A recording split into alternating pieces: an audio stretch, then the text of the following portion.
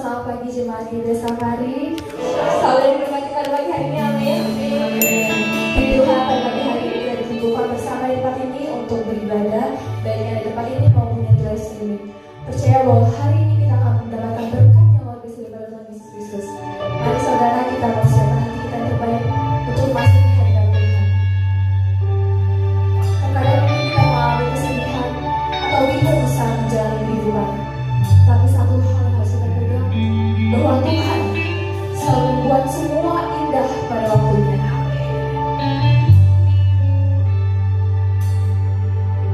Waktu Tuhan bukan waktu kita. Jangan sesali keadaannya.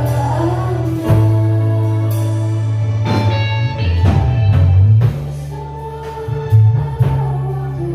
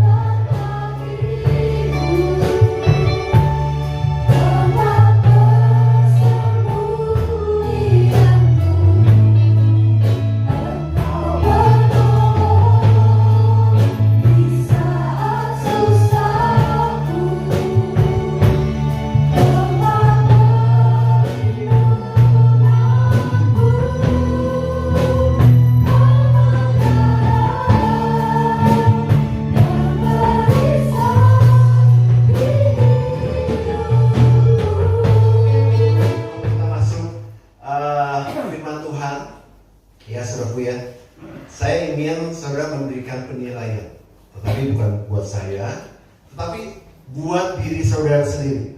Ya, penilaiannya skornya 1 sampai 9 tentang seberapa besar sukacita yang saudara miliki. Oke? Ya, saya beri waktu ya. Saudara silakan skor nilai diri saudara sendiri, jangan pasangan saudara atau teman saudara atau saya ya, tetapi diri saudara sendiri. Seberapa besar dari 1 sampai 9 skor yang saudara miliki tentang sukacita yang saudara miliki. Silakan. Kira-kira 1 atau 3 atau 5 atau 9. Udah? Nah, kalau sudah, skor yang saudara berikan tolong ditampilkan. Ya, ini menurut survei dari Harvard ya. Tolong tampilkan survei sebelumnya. Dari kalau saudara memberikan penilaian, nah, oke.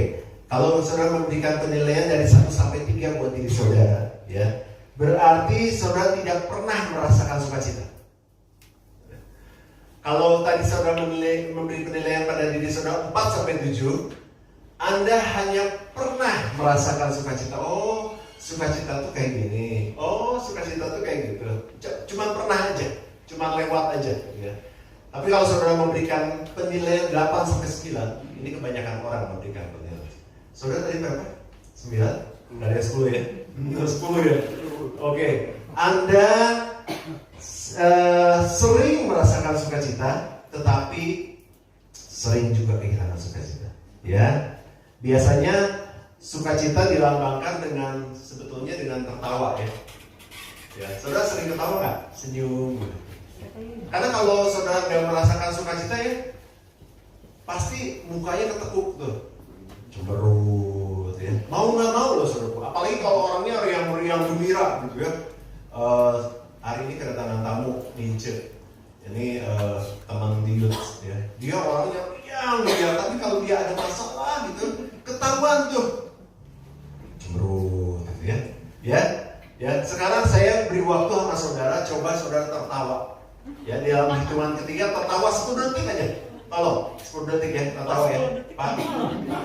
Orang siapa biasanya lebih serius ya. Tapi kali ini boleh ketawa ya. 1 dengan suara yang keras ya. 2, 3.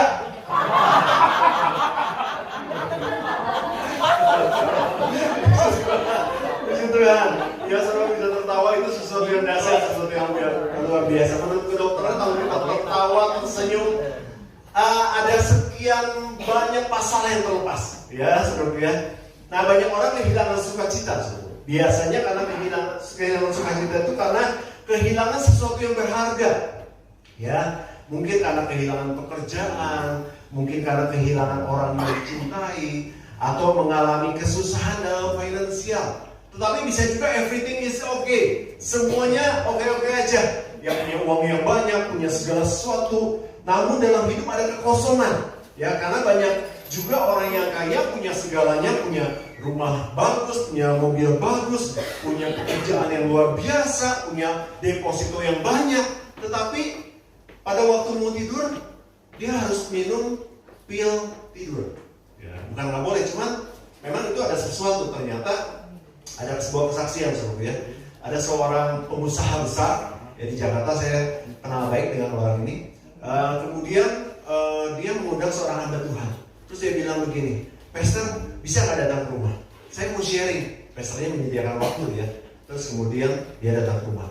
Pastor, ini rumah saya. Selama itu si pastor tuh nggak pernah ke rumahnya. Waduh, rumahnya mewah sekali, 4 lantai, pakai lift, ada rooftopnya, ada ruangan gymnya. Wah, berarti orang kaya ya. Terus pastor lihat, ini mobil-mobil saya. Mobilnya banyak saudara. Ada yang merek Force, ada Lamborghini, ya. Nggak boleh menyebutkan merek ya di live streaming. Tapi siapa tahu saya di endorse untuk dapat Lamborghini. Ada Lamborghini, ya wah, mobil-mobil mewah. Terus pengusaha ini bilang, Pastor, saya punya segalanya. Saya punya rumah yang bagus, keluarga yang baik-baik saja. Saya punya deposito banyak, punya mobil bagus. Tapi dia mau sharing, saya setiap kali mau tidur, ini real story ya, saya harus makan 4 pil tidur. Itu menurut dosis dokter yang tertinggi. Ternyata dia nggak bisa tidur.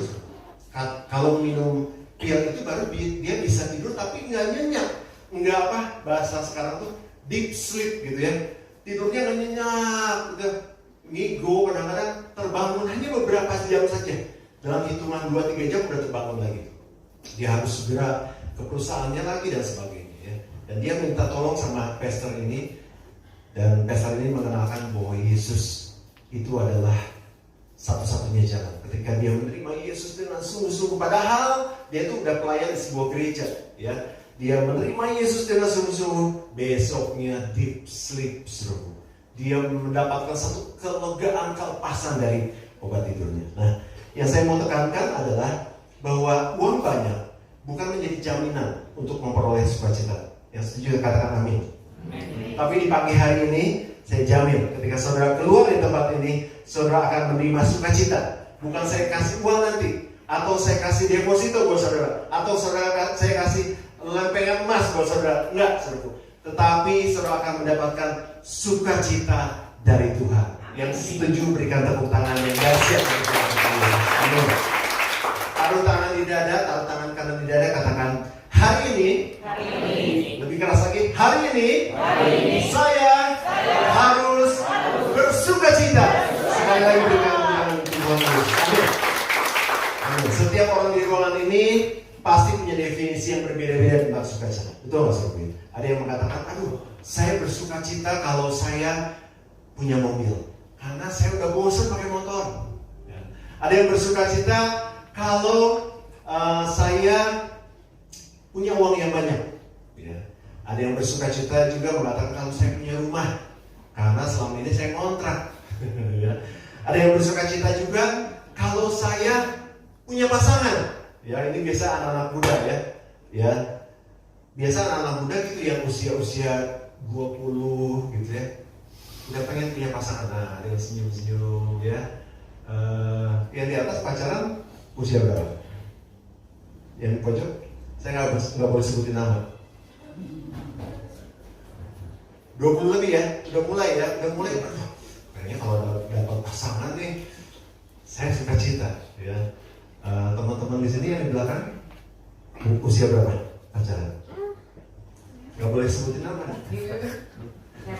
Oh SMA. Wah, orang kayaknya udah pacaran ya. Soalnya dia mah dulunya kalau nggak salah banyak cowok-cowok ngincer gitu ya. Sebelum bapak yang satu ini banyak yang ngincer ya. Nah itu kalau anak-anak muda biasanya merasakan sukacita nih kalau dapat pasangan ya. Jadi kita punya definisi yang berbeda-beda tentang sukacita ya.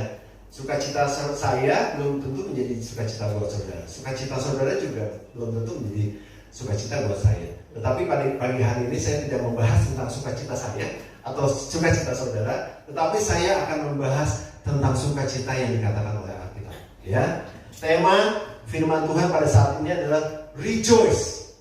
Kita ke tema. Artinya bersukacitalah. Bisa sama-sama katakan rejoice. 1, 2, 3. Rejoice. Itu artinya bersukacitalah. Ya. Kita buka di dalam Filipi 4 ayat 4. Sama-sama baca Filipi 4 ayat 4. Ya, sudah ada di teks. Oke, sama-sama baca 1, 2, 3. Bersukacitalah senantiasa dalam Tuhan. Sekali lagi bukan katakan bersukacitalah. Coba bilang sama sebelahnya bersukacitalah. Dalam bahasa Inggrisnya, dalam terjemahan New International Version dikatakan rejoice in the Lord always. I will say it again, rejoice. Ya. Jadi sukacita ini bukan sukacita yang tadi kita bahas, ya, tetapi sukacita yang dari Tuhan, sukacita yang datangnya dari surga. Dan kalau kita perhatikan ayat ini dikatakan bersukacitalah. Ini merupakan command of the Lord. Ini merupakan satu perintah dari Tuhan untuk kita bersukacita. Jadi kalau perintah dari Tuhan, suka atau tidak suka, ya, mau atau nggak mau, kita harus bersukacita. Bahkan ketika perintah ini diberikan oleh Tuhan, Tuhan sudah menyiapkan sukacita itu buat kita. Ya, sukacita yang nggak bisa diberikan oleh dunia ini, dan sukacita yang nggak bisa digantikan oleh uang, oleh emas, oleh harta benda dunia ini. Sukacita surga. Ya. Namun sebelum kita masuk, bagaimana kita mendapatkan sukacita? Ada hal-hal yang menghilangkan sukacita kita. Banyak hal yang menghilangkan sukacita kita. Ya, saya kelompokkan menjadi dua. Yang pertama adalah hidup di masa lalu. Ya, sukacita itu bisa hilang ketika kita hidup di masa lalu. Selalu mengingat-ingat masa yang lalu, masa-masa yang kelam, tentunya masa-masa yang negatif ya. Banyak sekali hal-hal yang negatif, penuh penderitaan, kejahatan yang dilakukan, dijahatin orang. Saudara pernah dijahatin orang? Pasti pernah ya, ada yang pernah ya. Sebagian besar pernah. Dan ini biasanya, kalau ingat lagi, betul nggak? Walaupun sepintas gitu. Misalnya bapak yang di depan ini pernah dijahatin orang, terus sepintas pasti molde apa gimana gitu ya. Pasti di sini tuh ada rasa nggak enak dan sepintas itu menghilangkan sukacita kita, saudara ya. Atau saudara pernah ditipu? Saudara pernah ditipu? Wah, saya pernah ditipu, saudara. Uangnya banyak sekali ya. Uang saya sebutkan karena ini sudah menjadi bukan rahasia umum dan juga itu saya alami di Koperasi Sejahtera Bersama. Ya, saya jadi agent, kemudian saya juga ada tabungan di sana. Kalau saya gajian dulu, maaf ya sebetulnya agak canggung dikit. Kalau dulu saya gajian, saya uangnya puluhan juta sekali gajian dalam sebulan.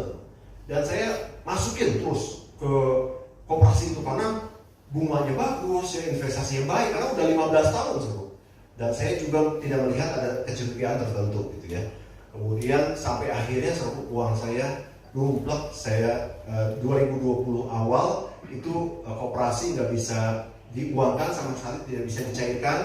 Disebutnya juga bodong ya, padahal selama ini dapat penghargaan dari presiden, koperasi nomor 2 di Indonesia terbesar, 180.000 karyawan nasabah, dan itu luar biasa. Akhirnya ketika 2020 awal ya, itu mulai goncang. 2021 saya jual ruko karena saya lihat banyak orang-orang yang masuk melalui saya.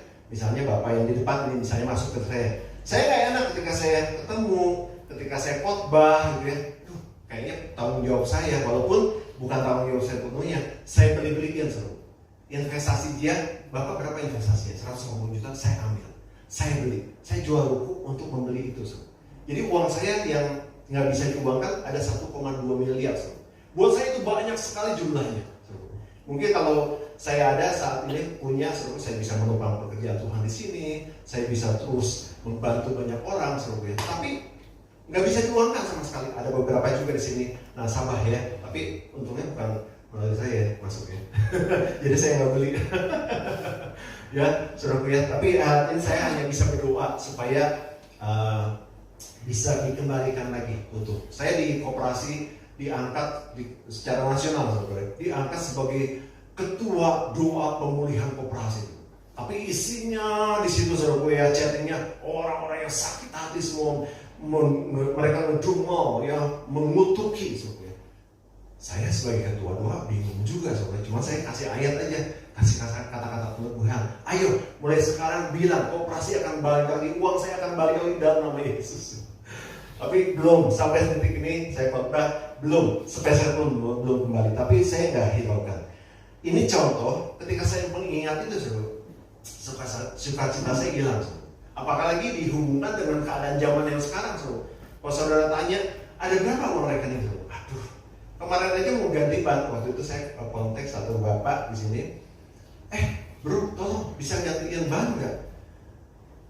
Waktu saya ganti sendiri, karena besoknya saya harus mengantar Siva untuk sekolah, saya ganti, besoknya bisa jalan dengan ban cadangan. Tetapi pada waktu saya periksa tukang ban, ternyata bannya itu ternyata udah dari 2019. 2023 saya baru cek itu ban, ternyata semuanya udah gundul, udah keluar kawatnya, dan yang kempes itu udah meletus.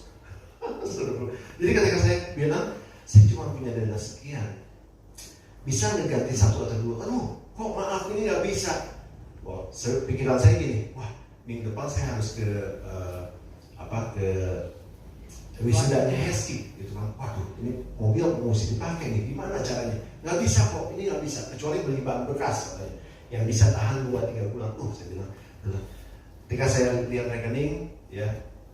Walaupun ada tambahan sedikit, ada yang ngasih, ya. Jauh sebelum saya periksa ban itu ada yang transfer, walaupun nggak semua. Harga ban mahal sekarang, berkisar antara sekitar 600 sampai 1 juta per satu ban. Saya ganti semuanya baru, ya. Tuhan punya cara untuk menolong kita semua, dan tapi kalau kita melihat keadaan kayak gitu, itu sukacita tuh sempat hilang, Mungkin saudara mengalami hal yang sama, ya. Ketika saudara menghadapi masalah-masalah masa lalu yang sedang yang saudara alami, ya. Dan ini juga dialami oleh Paulus. Ketika Paulus punya masa lalu yang gak baik.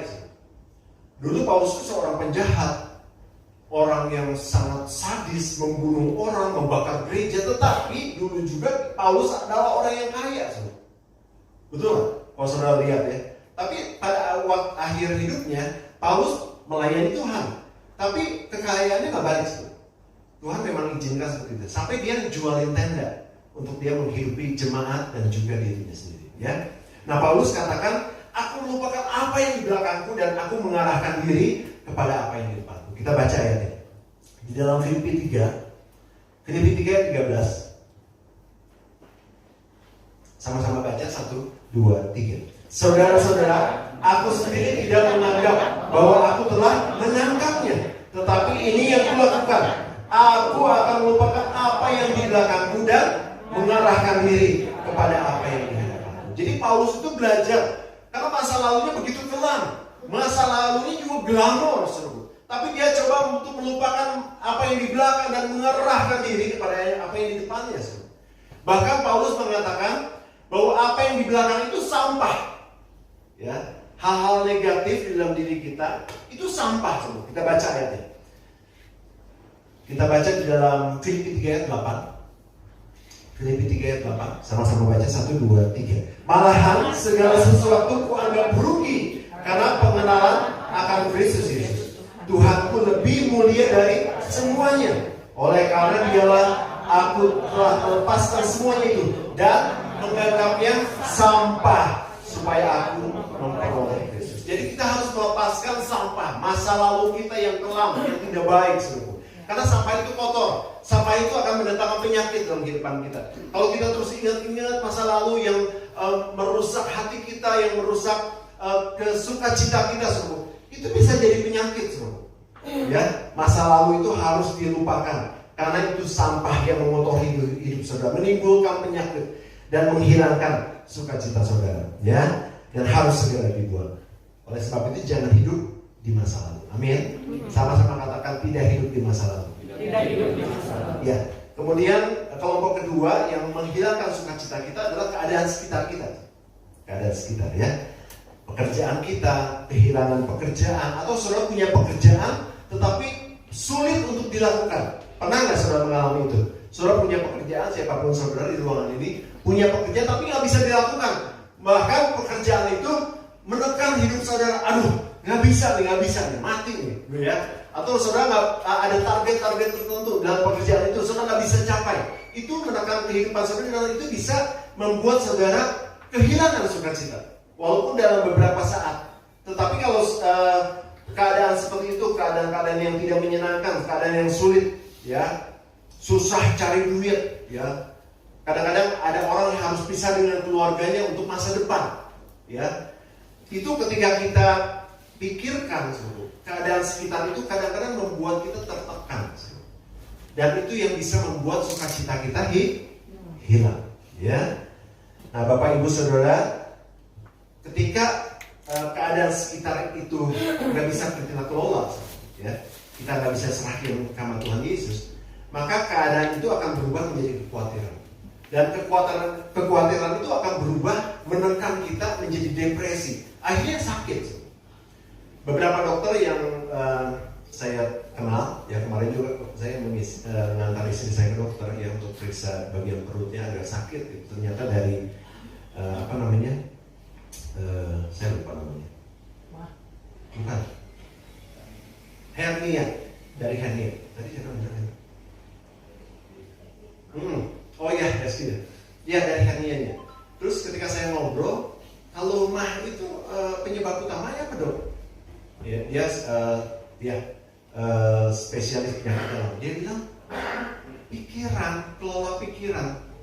Jadi kalau kita nggak bisa mengelola pikiran kita, ya, dan tekanan-tekanan itu masuk dalam otak kita, terus kita pikirin masa lalu, sekitar kita, saat ini saya belum punya tabungan untuk anak-anak dan sebagainya, pekerjaan yang sulit, keuangan lagi sulit, ya, itu bisa menyebabkan penyakit, saudara.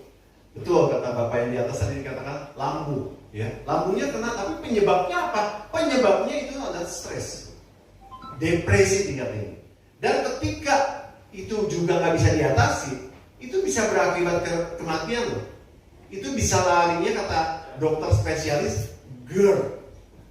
Asam lambungnya naik, kalau nggak diatasi bisa meninggal. Ya.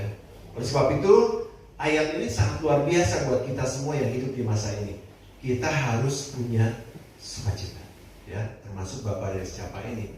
Jangan tertekan walaupun dibentak-bentak kan? Enggak ya? Ya, pasti Bapak nanti saya doakan supaya cepat jadi jenderal. Ya, Pak ya? Tuhan. Nah, saudaraku, Bapak Ibu Saudara, ketika khawatir itu akan semakin besar, itu yang akan menghilangkan sukacita. Nah, sekarang kita masuk ke dalam firman Tuhan, ya. Bagaimana mendapatkan sukacita itu? Apa kita harus cuek dengan keadaan, bodo amat lah, mau jalan, pokoknya gue gini aja lah, mengalir, kita orang yang cuek. Atau kita membeli sukacita, gue punya uang banyak nih, gue mau beli sukacita. Saudara bisa beli tiket pesawat misalnya ke Hawaii. Ya, ini teman saya mau ke Hawaii ya. Nanti ajak dia Pastor ya. Kalau ke Hawaii ajak dia Pastor. Kalau ke Jepang nggak mau. Pernah diajak ke Jepang, Pastor mau ke Jepang nggak? Enggak, kenapa? Takut diculik sama ninja. Misalnya kan banyak ninja kan. Kalau ke Hawaii saya mau. Itu wah, healing. Saudara bisa. Saudara punya uang banyak, saudara bisa healing. Saudara bisa membeli makanan yang enak-enak. Betul, saudara. Tetapi itu bukan sukacita, saudara. Tidak bisa membeli sukacita, itu hanya sesaat. Kadang-kadang ketika kita berusia 40 ke atas, ya, kayak ibu yang di belakang, 40 ke atas kita nggak boleh terlalu banyak makan makanan enak banget, ya, karena kolesterol. Kencang deh dia, kemari dahar banget, di sini kencang ya, kolesterol. Makan sedikit banyak kolesterol, ya. Jadi tidak bisa membeli sukacita, ya. Tetapi Alkitab mengatakan apa? Tuhan sudah berikan kepada kita. Ketika Tuhan memberikan bersukacitalah, itu perintah Tuhan. Tuhan sudah menyediakan sukacita itu buat kita. Kita tinggal kita mengambil. Kita baca ayat pokok yang kita baca pada hari ini, Mazmur 16 ayat 11. Sama-sama baca 1, 2, 3. Engkau memberitahukan kepadaku jalan kehidupan. Di hadapanmu ada sukacita berlimpah. Apa saudaraku? Di hadapanmu ada sukacita berlimpah-limpah. Di tangan kananmu ada nikmat senantiasa. Saudaraku, ini luar biasa. Kata-kata ini sering dipakai oleh agama sebelah kita. Nikmat, ya. Padahal ada di Alkitab. Kenikmatan itu Tuhan berikan di tangan kanan Tuhan, ya. Tetapi yang saya mau bahas adalah sukacita berlimpah-limpah ada di hadapan Tuhan, ya. Jadi sukacita itu bukan ketika kita kaya raya, ketika kita punya uang, ketika kita punya pasangan, kita punya rumah bagus, kita punya mobil banyak, mobil yang bagus, ya. Atau kita punya bisnis yang berhasil. Bukan karena itu. Sukacita itu ada di mana? Di hadapan Tuhan. Ada di hadapan Tuhan. Dalam New International Version lebih akurat lagi dikatakan in your presence. Artinya apa? Bukan di hadapan gini, saudara. Itu terjemahan bahasa Indonesia, tapi di dalam hadirat Tuhan. Di dalam hadirat Tuhan ada sukacita. In your presence. Ya. Artinya sukacita itu ada di dalam hadirat Tuhan, bukan di tempat lain. Ya, hanya ada di hadirat Tuhan. Perhatikan baik-baik. Ini ayat satu-satunya yang mengatakan bahwa sukacita itu ada di hadapanku. Dalam terjemahan bahasa Inggris New International Version, in your presence, di dalam hadirat Tuhan. Nah, pertanyaannya, bagaimana kita berada di hadapan Tuhan? Bagaimana kita masuk dalam hadirat Tuhan itu untuk mengambil sukacita itu? Jawabannya ada dua. Yang pertama adalah worship God, menyembah Tuhan. Sama-sama katakan menyembah Tuhan. Ketika saudara menyembah Tuhan, masuk dalam hadiratnya, pasti saudara mendapatkan sukacita. Ya, ketika Bapak Ibu saudara ingat masa lalu, masa yang telah menekan saudara, ketika saudara mendapatkan tekanan, penderitaan, segera masuk dalam hadirat Tuhan, menyembah Tuhan. atau ketika lingkungan saudara, keadaan sekitar saudara menekan saudara, pekerjaan saudara, rumah tangga atau keuangan atau apapun juga yang menekan hidupmu, segera masuk dalam hadirat Tuhan, menyembah Tuhan. Ya, maka saudara akan mendapatkan sukacita itu. Jadi tiap-tiap hari saudara harus bangun. Memang setiap hari bangun ya. Maksudnya bangun dari tidur, membangun mezbah penyembahan. Ya. Kepada Tuhan dengan sungguh-sungguh, maka sukacita surga itu akan mengalir. Bukan sukacita yang tadi kita bahas di awal ya, sukacita karena kita punya, karena kita mendapat. Tetapi sukacita yang dari surga itu akan mengalir sungguh. Dan bahkan sukacita itu akan mengalahkan situasi yang menekan dan memberi jalan keluar, solusi buat kita. Ya, betul. Sukacita itu diberikan oleh Tuhan, bukan hanya sekedar kita merasakan euforia. Wah, asik ya berada dalam hadirat Tuhan. Enggak, sungguh. Tetapi ketika sukacita surga itu mengalir, itu memberikan solusi dalam kehidupan kita. Apapun yang sedang saudara alami, sakit penyakit kah, keuangan kah, rumah tangga, pergaulan, sukacita itu akan memberikan solusi. Nanti saudara akan alami ya. Banyak orang Kristen sibuk dengan cari duit, hobi, aktivitas, tapi mereka lupa membangun mezbah penyembahan. Ya, mulai sekarang saudara harus membangun mezbah penyembahan saudara pribadi, lepas pribadi. Ya, saya tidak menjudge hakimi saudara. Oh, nggak pernah penyembahan nih, mukanya muram terus ya. Oh, nggak pernah penyembahan, enggak saudara. Tapi mulai besok, mari saudara bangun pagi hari menyembah Tuhan, meninggikan Dia. Maka sukacita surga itu akan mengalir. Oh, saudara, ya, saudara yang dipenuhi Roh Kudus, pakai bahasa roh saudara, menyembah Tuhan dalam roh. Doa beda lagi. Ini menyembah Tuhan, maka sukacita surga itu akan Tuhan berikan. Karena Tuhan janjikan sukacita itu ada di dalam hadirat Tuhan. Ketika kita berada dalam hadirat Tuhan, kita merasakan sukacita itu yang memberikan kita kelegaan dan juga kelepasan. Ya. Yang kedua adalah Word of God. Sama-sama katakan Word of God. Ya. Hadirat Tuhan, sukacita itu ada dalam hadirat Tuhan, ada di dalam firman Tuhan. Jadi ketika Bapak Ibu Saudara membaca firman Tuhan itu ada hadirat Tuhan. Bukan seperti kabar-kabar yang gak berguna semua. Ketika saudara membaca firman Tuhan, saudara merasakan hadirat Tuhan. Saudara merasakan satu kekuatan. Saudara ada pengertian, ada terobosan. Bahkan ada jalan keluar ketika kita membaca firman Tuhan. Ada rahasia-rahasia firman Tuhan yang terbuka. Saya ingat ketika papi saya dulu masih hidup, dan dia ketika mempersiapkan firman Tuhan, memang asik loh katanya.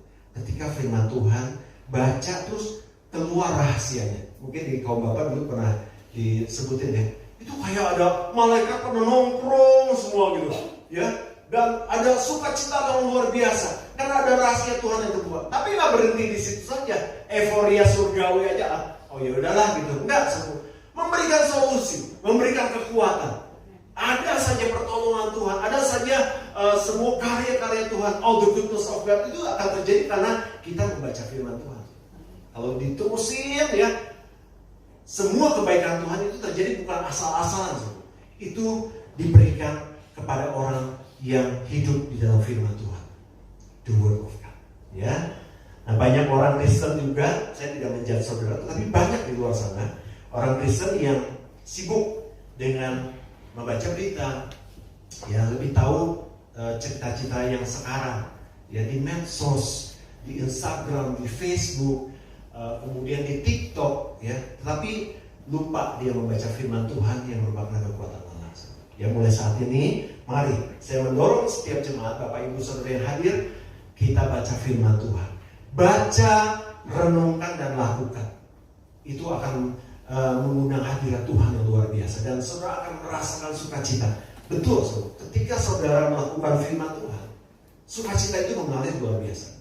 Saya ingat minggu yang lalu ketika saya memberikan motivasi buat anak-anak youth, ya, pada waktu itu mereka mau walking by faith, ya, mau berdoa di lapang merdeka. Waktu saya datang ya, saya bilang sama istri saya, situasinya berat nih, ya. Karena mereka pada ditanya kan, anak muda tapi udah datang teh rakit badan gitu ya, Kemudian saya kumpulin, saya motivasi. Ayo, pokoknya di sana nanti berdoa ya di 4 titik, 4 penjuru mata angin. Berdoa, kemudian setelah itu 2 keliling ya. Hah? 2 keliling ya? Saya aja 18 keliling suruh ya. Hah? 2 keliling pada ogah-ogahan. 2 keliling, iya 2 keliling, pokoknya berdoa ya kan. Tapi setelah itu, ingat, setelah itu saya bilang sama Lukas pada waktu itu. Lukas beda loh mukanya. Lukas ya pada waktu datang sini, anak di sini, mukanya, aduh, sedih banget kayak kehilangan pacar gitu ya, udah lama gitu ya, udah direbut pacar, mungkin ya seperti itu mukanya gitu ya.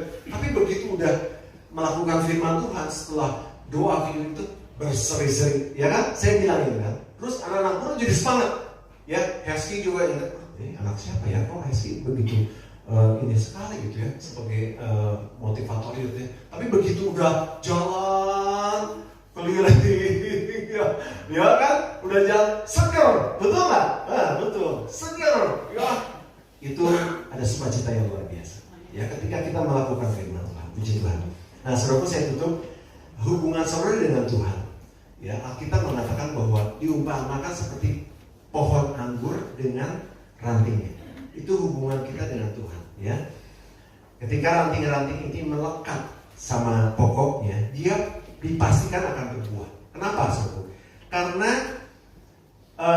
ranting ini melekat pada sumbernya. Semua nutrisi, semua makanan dialirkan dengan baik, sehingga si ranting bisa berbuah-buah lebat. Betul nggak, saudara? Ya, demikian pula kita, saudara. Ketika kita dekat melekat sama Tuhan, saudara tidak akan pernah kekurangan sesuatu yang baik. Ya, tidak pernah kekurangan sesuatu yang baik. Anda akan berbuah-buah banyak dan pasti saudara akan bersukacita. Ya, saudara ya.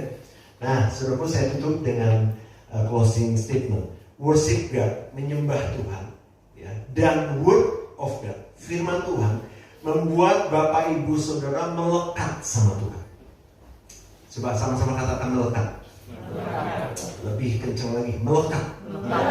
Sehingga saudara akan mengalami penyertaan Tuhan, mengalami perlindungan Tuhan, dan mengalami all the goodness of God terjadi dalam kehidupan saudara. Amin, saudaraku. Haleluya. Yang setuju dengan saya bahwa apa tadi yang pertama? Worship God, menyembah Tuhan, dan firman Tuhan itu membuat kita melekat sama Tuhan. Berikan tepuk tangan yang baik.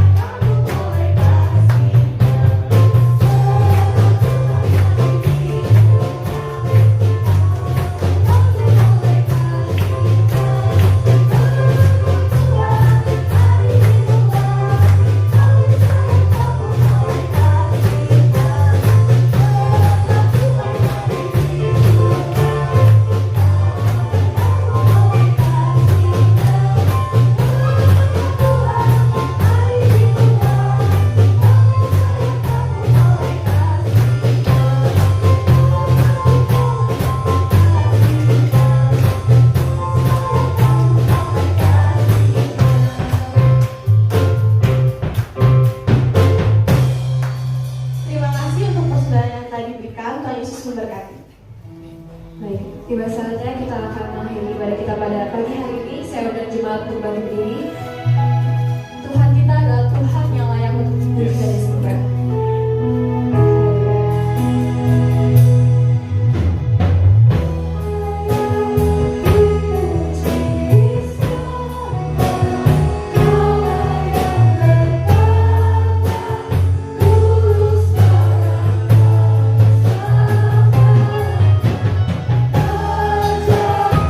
Atas